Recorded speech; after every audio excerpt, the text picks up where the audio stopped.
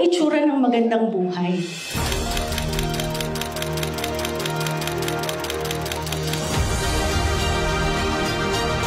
At Tala, a core focus is really to provide financial education.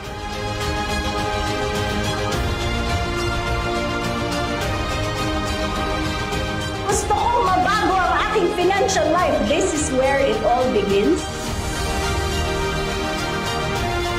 Pero yung pinakamagandang bagay na iwanan natin sa mga anak natin, kahit mawalan sila ng trabaho, kahit na masira ang negosyo, kaya nilang tumayo dahil marunong silang humawak ng pera.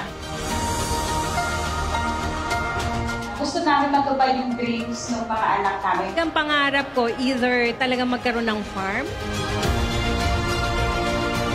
Nakita ko ang kahalagahan ng pagsanib puwersa ng misyon ni Ms. Salve na maghatid ng financial education para sa lahat at ang misyon ng Tala na maghatid ng financial access para sa lahat. Pero ngayon, may mga companies na katulad ng Tala Philippines, mas marami kaming naaabot ng mga Pilipino.